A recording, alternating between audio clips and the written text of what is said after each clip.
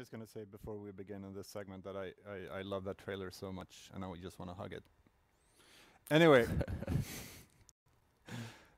welcome back, everyone. Hope you enjoyed getting some more information about the game from both Drew and Frederick Thylander.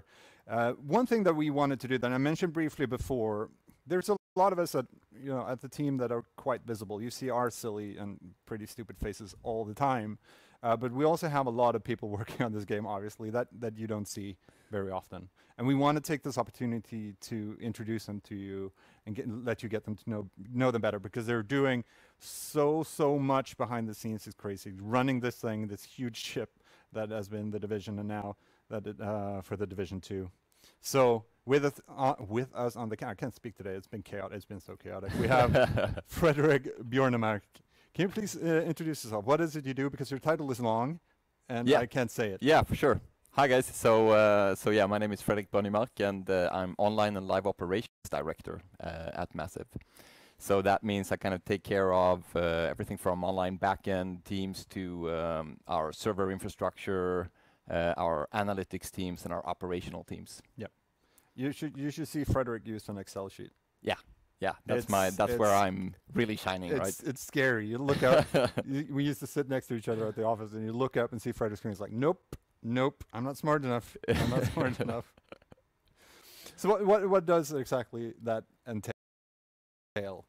To all of these things, what do they actually kind of mean for the game? So in terms of sort of the online backend teams, obviously those are the guys that are actually programming the backend that the game is running on.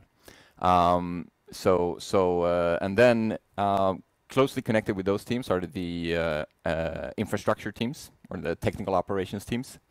And so those are the people just maintaining the servers and making sure there's a good connection always to connect to our services. Then we also have the operations teams, which is kind of the spider in the web. So they're connecting with all of these different teams and even outside of Massive as well, with our different collaboration teams within Ubisoft, such as our business teams, our customer support teams, and just making sure that everything is just running smoothly, and sort of being the people who coordinate when we're going live with new patches, when we're doing things like the global events, for example, on the Division, or we're doing a free weekend or something like that. That's those guys handling all of that. And then we also have the analytics team, the game analytics team, which is really like just looking closely at what's going on in the game, what are the players doing, and looking at that data and trying to provide that data to our game designers, Drew and those guys, for them to sort of be able to better balance the game and do this kind of stuff. The analytics team, if you watch State of the Game, that's where Yannick goes to bug people to get data. Yes. Those poor guys. Hey, yeah. He's always there, right? Poking those guys. Yeah. Oh yes. Can you get these weird stats for me, please? quickly.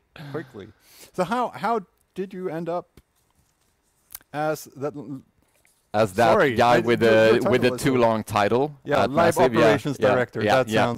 That I can deal with. Yeah. That I can do. Yeah. How did you end up?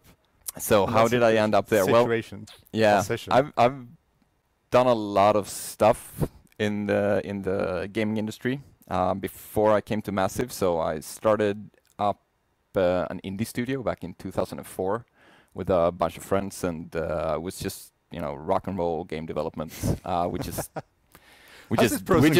did stuff basically. So we did a game called Switchball. Weirdly enough, it was called Crazy Ball before we changed the name to something more suitable, which we eventually released on Xbox and PlayStation and the old gen and PC. Then I moved to Malmö, where Massive is today, but I started at another studio called Southend.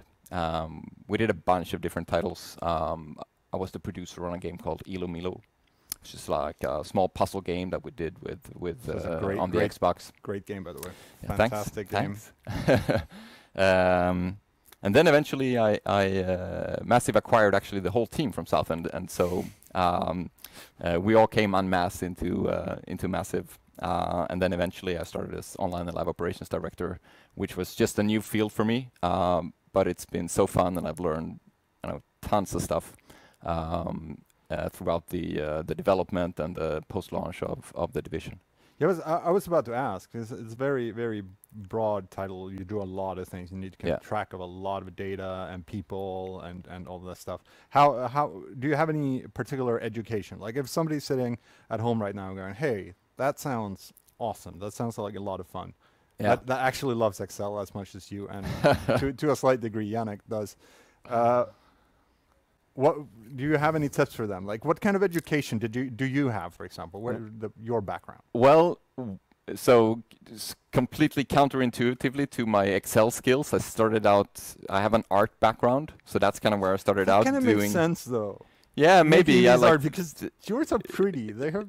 Yeah. I tried to make it quite tidy and visual. That makes sense. But so I had an art background. I did a lot of illustration work and stuff like that. Then actually I went into programming because I felt like, okay, I want to go into gaming, and the only way to really meet people that know how to make games, I think I need to go somewhere where people are actually doing games, like programming. So that's what I did. So I studied C++ for a couple of years, and that's where I met this gang, and we just started making stuff. And then I did everything from level design, game design. I handled sort of the production management, a little bit of crappy C++ coding because everyone else was much better than me at that. So eventually that's how I ended up as a producer.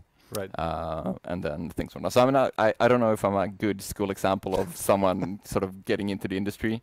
What I used to tell people is just, put your heart into it. Just do your work as best as you can. Maybe don't think too much about the next step in your career, but think about what you're doing right now and doing that really, really good, because then the rest will come by itself. Yeah. And always, when you get an opportunity, jump on it. Like if someone offers you something, take that opportunity. It's in the end of the day, it's only a job.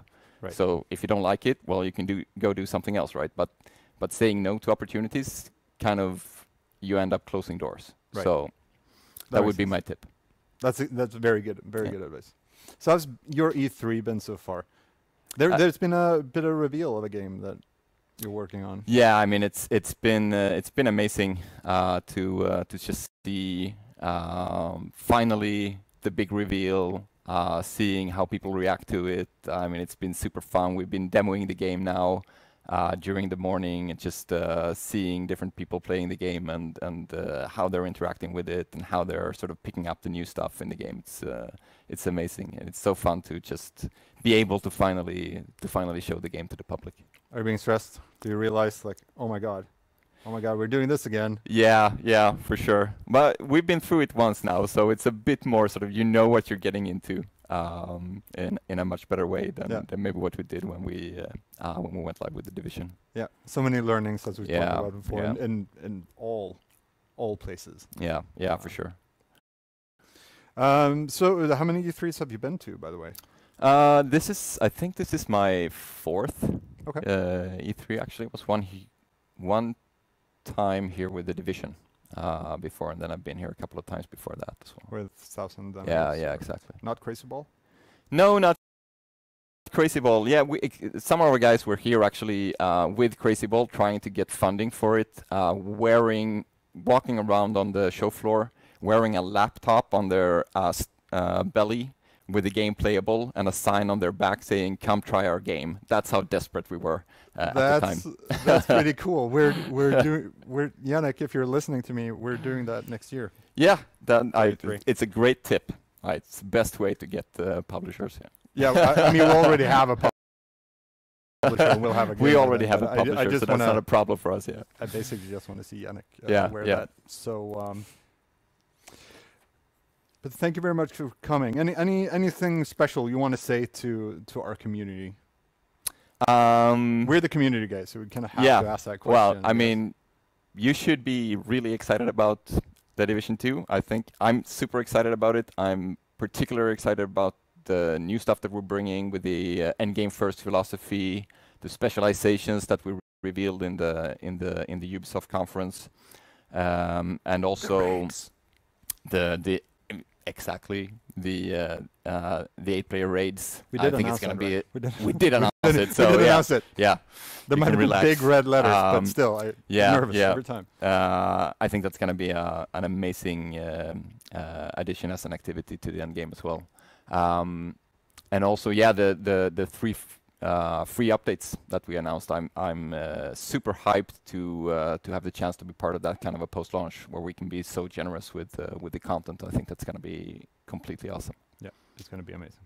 But thank you very much for coming, Fredrik. It was great to have you here. Thank you. You should come back too. You're a naturalist. We're going to bring you back as well. Fantastic. Force you on State of the Game. All right. Looking forward to it. Good. Bring it on. It's happening. All right.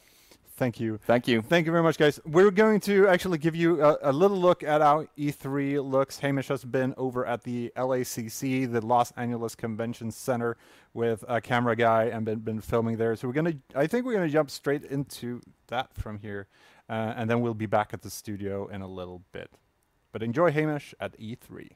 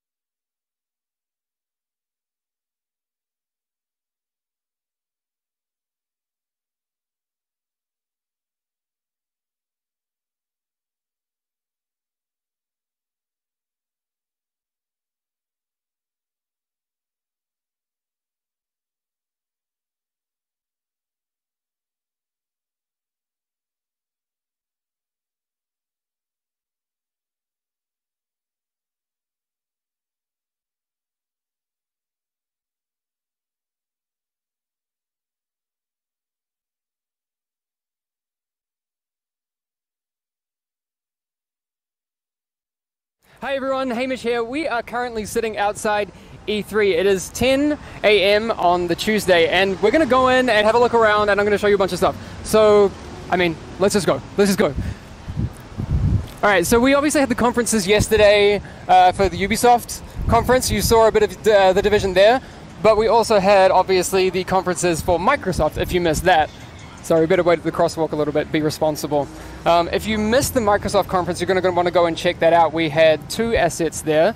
You saw the awesome Patrick Clare trailer that you might have recognized if you're a super fan, that we did similarly, let's go, that we did similarly in 2013. So it kind of looked a bit similar, but I don't know.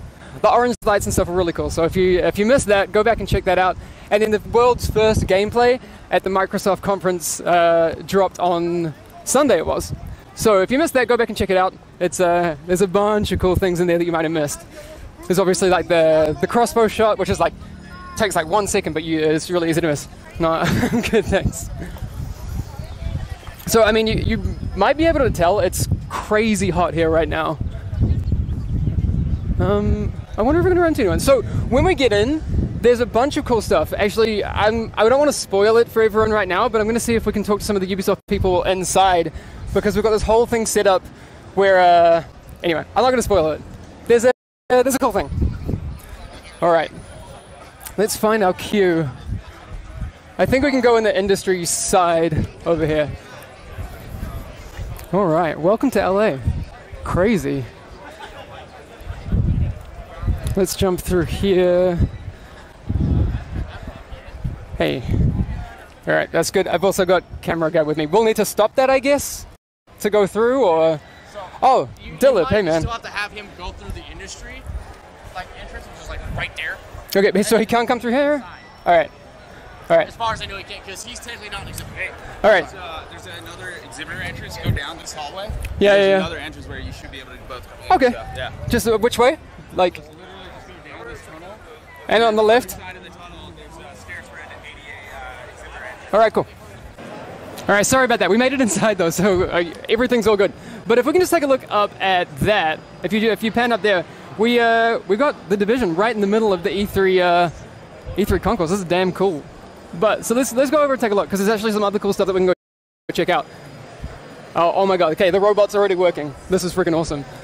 Okay, come here. Come on. Okay. So this right now, if we take a look at the statue. So yeah, that's our demolitionist sitting in the E3 lobby. I never thought I'd say that. It's finally happening. So cool. So cool. So there's going to be some inscriptions and stuff, and I'm going to see if I can grab some of the Ubisoft people that are working on it to see if we can have a chat. Let's just go and have a look. All right. We're just recording a bit of a segment. Do you guys have 1 minute to tell us what's going on? All right, come on. Dillip All is right. the brand manager. All right. We'll let Dillip take it. So, He's in the spotlight. All right, Dillip, yeah. Sorry, I'm putting you on the spot. What's going on, man, with this whole robot madness? Well, you know, we have a great community, and we want to make sure that we highlight our community and give them a chance to really be spotlighted in the success of Division. So we want to start that from the initial get-go on Division 2. So what we're doing is we're actually taking names of registered players from our website who have gone in and registered for the Division 2 beta. Yeah. And we're actually carving their names into the Agents of the Division statue over the course of E3. And they're going to get their own unique GIF sent to their email. They can share it on their channels and that's so cool. Basically show that they're a part of history with Division 2. Yeah. How long has it taken you guys to put this together? You know, it's a bit of a rush project. So we dreamt this out and executed in all of 3 weeks. So, so a lot cool. of hard work by a lot of different people, all with the end goal of, you know, how do we spotlight our community and really say thank you to them. So you were at the conferences and everything? I was. Dude, how did you feel? I'm stoked. I'm excited. I'm you know, it's kind of the next chapter, and it's 2.0, and it feels big. It's going to be big. So starting that journey is awesome, and doing it at E3 feels epic. Yeah. So it's going to be a fun time. I was just talking to David Polfelt a little bit earlier, and he said that he's going to be talking about this today, so we won't spoil that. But the beta's registrations have been crazy. Oh, it's been crazy. It's crazy. It's crazy. It's surpassed any of our expectations. So the hype is real. Yeah. People are loving it. So it's been awesome. Yeah. Man, I'm excited. Yeah. So I think we had a quick look. So who are the people that are going up there now? So we have a few different names that we picked out already, starting from Sunday that players started registering, and so we're starting to just put them on there. And you know, it's not every player, but we want to.